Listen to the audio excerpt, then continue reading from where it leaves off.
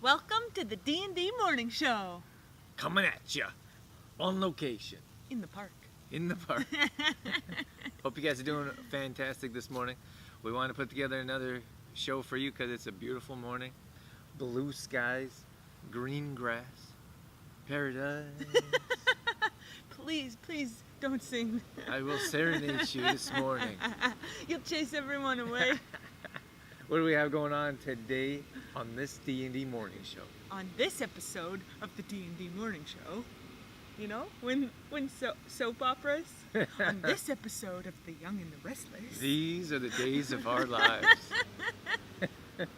On the show, okay, this is what we got today. We're going to start off with a fun fact, and it has to do with me and obsessions. In particular, obsession with languages. And then we're going to move on to our main topic, which is different ways of working out. So why it's importance, or the importance of switching up your workout routine. And then the recipe is going to be a dessert. It's going to be avocado pudding. And Drew's going to end us off with a quote today. Ooh. I'm on the hot seat. So let's get into it. All right. Fun fact. So fun fact, Dorothy's obsession, Dorothy is like all or nothing usually. And we thought it'd be fun to learn different languages. Dorothy speaks French. I do. I don't. Dorothy speaks English. I do. A little bit. So we thought why not be fun to do? So we found this pretty cool app. You know what the app's called? It's called Duolingo. It's actually for kids. Yeah. But you know what I think? But it's super fun. And I think for languages, it's better to do stuff for kids. Yeah. For me, anyways. Like I think that it's set up really well. It's fun. You get to speak into it. You have to spell words. You get to drag and drop. It's fun. There's all kinds of different activities on it, like Drew was saying, speaking, writing it in both languages. So we're doing Spanish right now. Sometimes it asks you to translate Spanish to English or English to Spanish. There's pairing activities, and it's really cool. Yeah. It's a nice variety. Very interactive. Yeah. So anyways, we're having fun with it, and Dorothy has like this obsession with it. We can't just do one lesson. So we set it up for beginner for 5 minutes. We thought 5 minutes a day was sustainable, would keep us interested, but that's not enough for Dorothy. She's like, let's do another one. So after we do one short session, we have to do another one. And then after that one, she wants to do another one. And I'm like, don't stop now, it's so much fun. And then after like 10 minutes later or 20 minutes later, she's like, let's practice some Spanish. It's just so much fun. So it is fun. I don't know if it's that much fun. I think it's even more fun when you're in an environment where they speak the language you're practicing. Yeah. You know what I mean? It's much easier to learn. Yeah, because you're hearing it. Yeah. Like I think we probably hear Spanish every day here. Yeah. Probably, right? Yeah. Yeah. So it's even that much more fun or engaging because you're hearing it around you. Yeah. Yeah. So that's exciting. It's fun for us, but Dorothy does get she gets tunnel vision, and she went and made a profile, and it's like game oriented. There's a word for that. I don't know what it's called, but game type of oriented where you get gems. You get points. And you have a health thing. It's really cool. If you're interested in language at all, check out the app. It's free and it's fun. You just have to maintain a certain amount of points for it to continue to be free, right? Yeah. Anyways, it's awesome. Yeah, that's our little fun fact this morning. So the next topic is our main topic. The importance of switching up your workouts. Right. Take it away. You start us off. I'll just jump in there when I got something to say. We don't have to worry about that, no, do we? All right, so switching up your workouts is important because we have something called muscle memory. And muscle memory is it's incredible how our body is developed. So our body is like this defense mechanism to build back stronger. So it avoids those or prevents that weak areas. So if we're doing bicep curls, for example, which we don't do. I don't know why I always use that example. But we're actually breaking down the muscle so it will build back up stronger and get bigger. That's where weightlifting originated from in the bodybuilding world. So we break things down and then they build up stronger because they don't want to, or they want to be prepared for that, I suppose, that type of damage. It's a good type of damage to build back up stronger the next time. You put your body under that same amount of stress or same type of stress. So that's kind of the boring end of it. So, sorry, I'm going to put you on the spot here. Bring it. How would that relate to more body weight exercises, or for example, running. You know what I mean? How you're saying that muscle memory? Right. How would that relate to something other than like a bicep curl? Would it be like if you ran the same distance or same time or same pace? Like, Not sure I understand your question. maybe I moved forward too quickly. Maybe that was the problem. I was trying to give a different scenario there. So for body weight exercises, for example, like I like body weight exercises because they're functional. Mm-hmm. That's why we do them. And I mean functional meaning they'll make us stronger in life, for example. So different exercises like a squat, for example. We squat many times throughout the day and we don't think about it. You squat to pick up your child's toy. Yeah. You squat when you're sitting, like we're going to sit here, we're going to get up and like we're going to do some type of squat to stand get up. up. So that's going to make it a whole lot easier. And especially that's more important as you get older because we want to remain flexible, we want to remain strong. So by doing squats and putting your body in a more stressful state, it's going to get easier just to get off the ground. And I don't think some of us realize that how challenging that is for some, and especially as you get older, how difficult it is just to get up. For example, so like a plank position, you push yourself off the ground or you roll yourself out of the bed. You know what I mean? So we do a lot of different functional exercises that can translate to other areas of our day to make us stronger. So did that answer your question? I'm not even sure what my question was anymore. I think I got us a little off course here. Oh my gosh. Okay. Shall we carry on? I guess so. So, well, I guess getting back to the main point of muscle memory. Like we want to avoid muscle memory. So if you're going to continue to do things like a bicep curl, if you don't change it up, your body's going. So this is how my question was.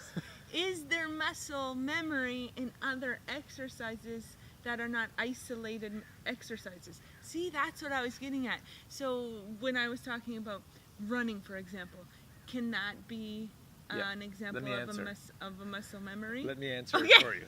Okay. So if you're running the same, let's say for example, you're running on a regular basis. Yes. So the reason that we exercise for the most part is for results, to drop inches, burn body fat, lose weight. Get faster. Get faster.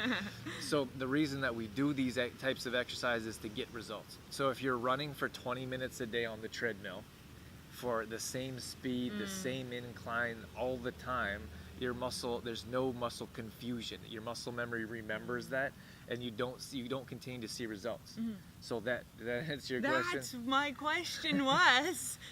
So that's why it's so important to change up your workouts, because your body remembers what you're doing, and there's nothing changing it. There's no other types of movements to make that different, to continue to see results. So if you keep doing the same thing over and over again, your body remembers that, and it doesn't have any reason to change and adjust. And it'd be the same with a full body workout if you kept that workout the same every day, right? If your the same sets every day. So if you did squats and then push up and then rows or dips, for example, if you did those same 3 over and over and over, same type of thing, right? That's right.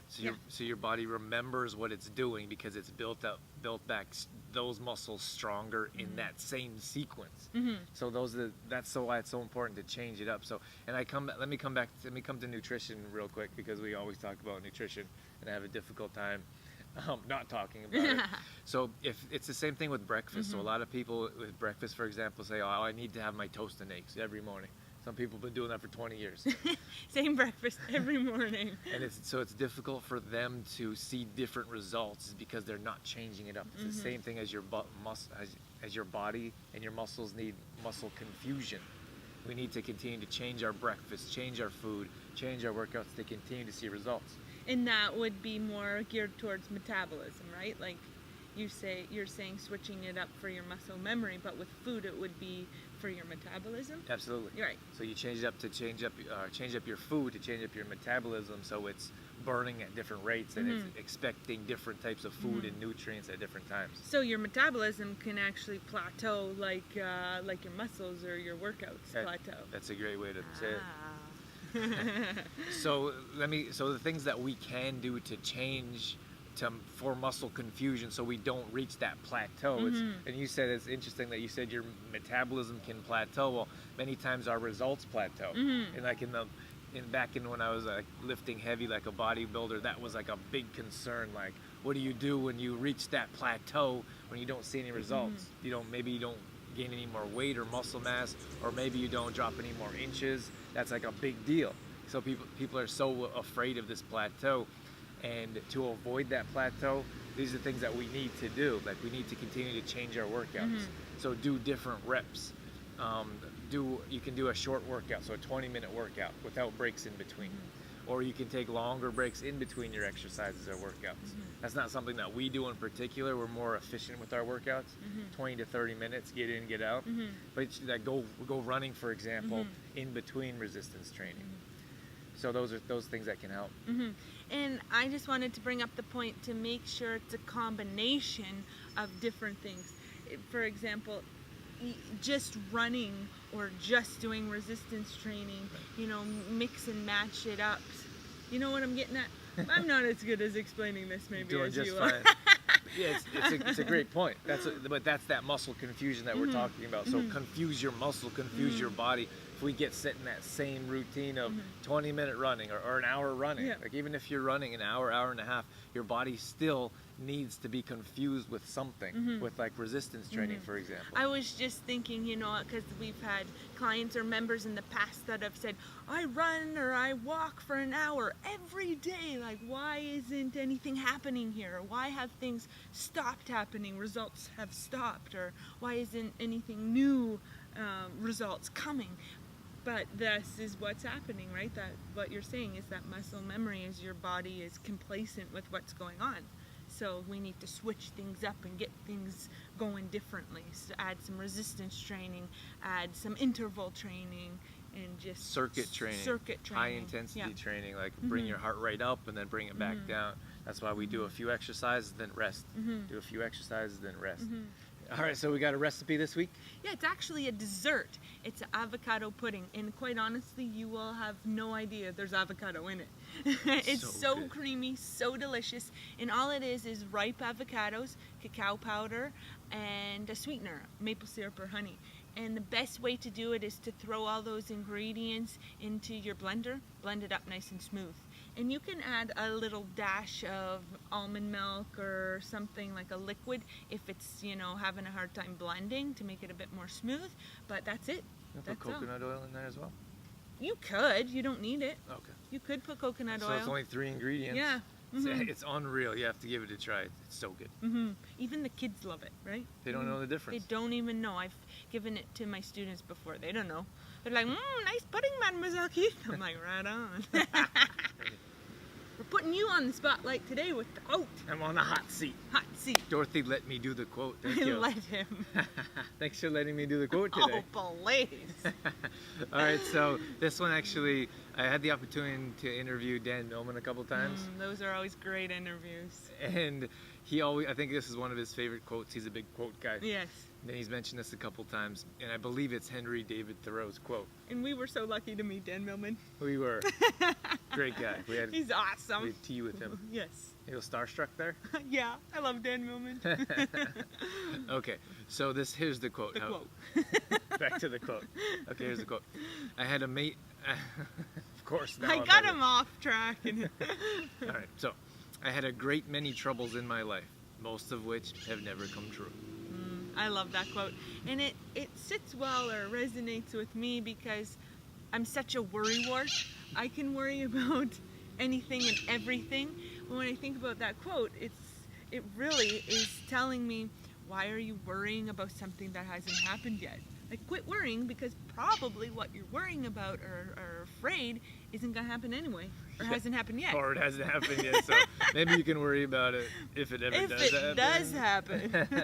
But yes, it's true. Like, most things never happen that we worry about. So stop worrying. Stop worrying.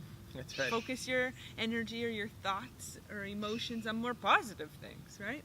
That's right. All right, guys. C'est tout. C'est tout. That's it. That's it.